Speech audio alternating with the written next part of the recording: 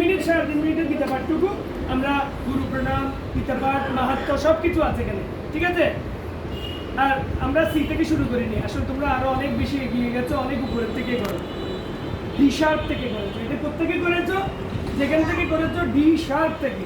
কোথাও কিবোর্ড থাকলে ওখানে